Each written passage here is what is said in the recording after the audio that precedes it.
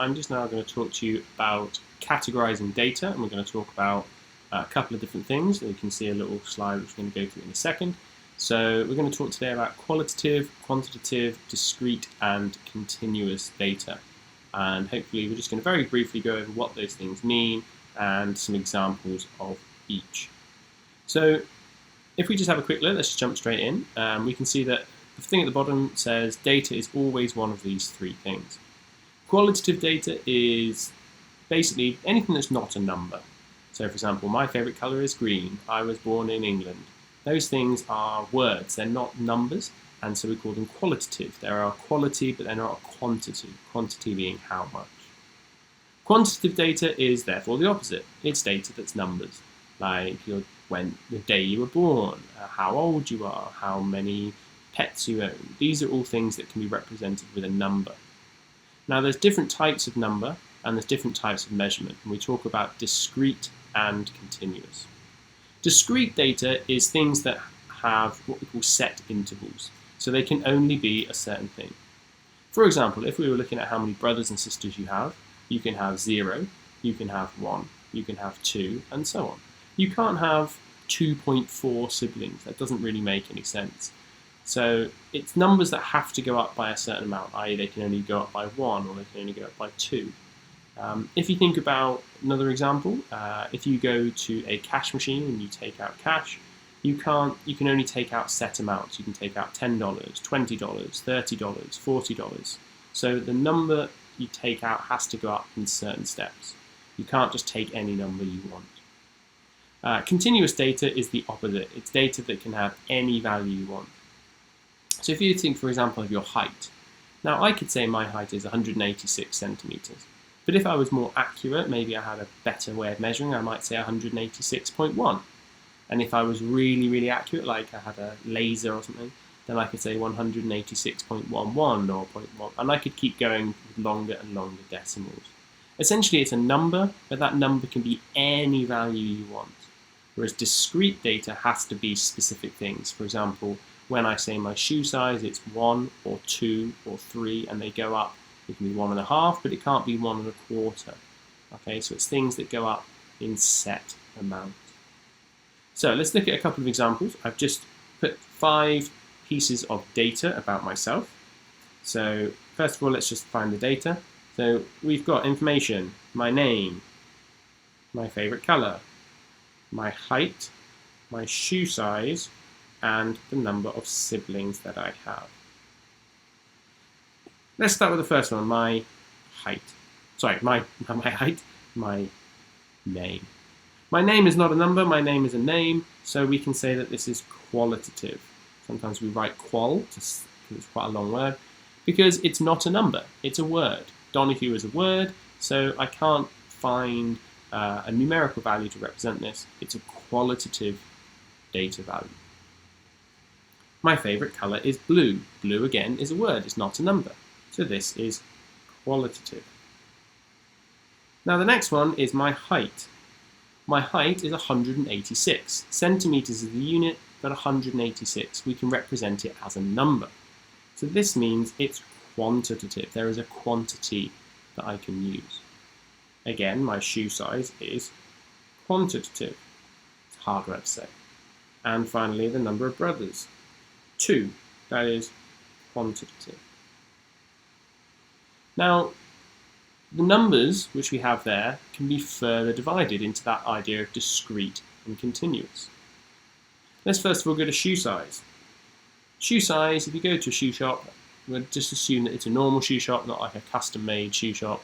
So you go and buy some new Adidas shoes, and they ask you what size you say 10, or you say 11. You might say 9.5. But you can't just say any number you want. You can't say I'd like a shoe size of 9.13. So that means that shoe size is discrete. Discrete being it goes up in a set amount. It can only be certain numbers. It can't be anything. It has to be this or that. I'm a 9, or I'm a 9.5, or I'm a 10. I can't be anywhere in between 9 and 9.5. I can't be 7.2. Brothers is another example, siblings, of something that is discrete, because I either have one brother or I have another brother which makes 2 brothers, or I add another brother which makes 3 brothers. I can't have 0.72 of a brother. It has to be 1 or 2 or 3 or 4 or 0, whatever it might be. Now height is sometimes one that gets confused, but height is one that you can argue is continuous. It's continuous because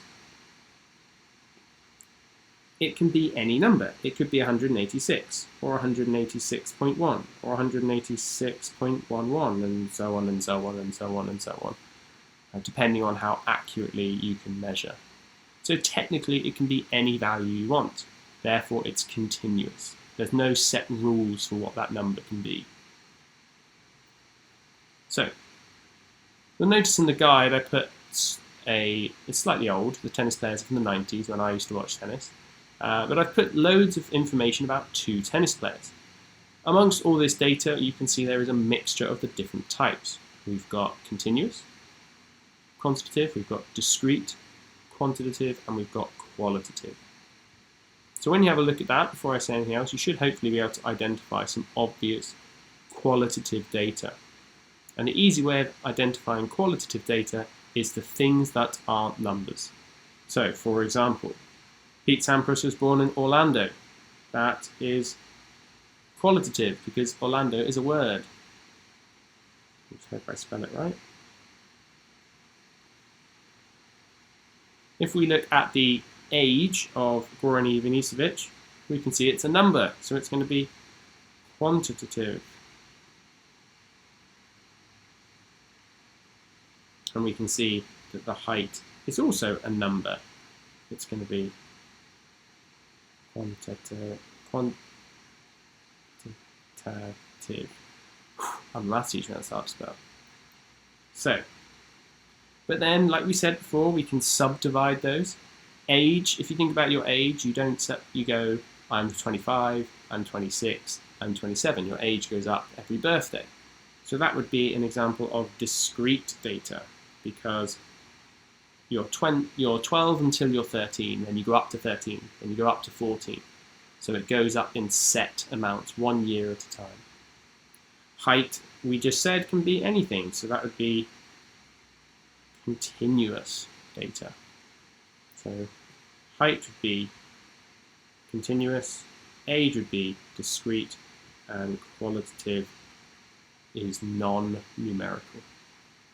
So that's 3 examples. In a minute you're going to have a look at these, and for the slides today you're going to pick not those, I've already done them for you, pick some different ones. You're going to pick some examples of quantitative, discrete, quantitative, continuous, and qualitative data from this that's in the guide to use. I've given you these 3 examples, so don't use age. So you can't use age, you can't use residence, and you can't use height. You need to choose different ones.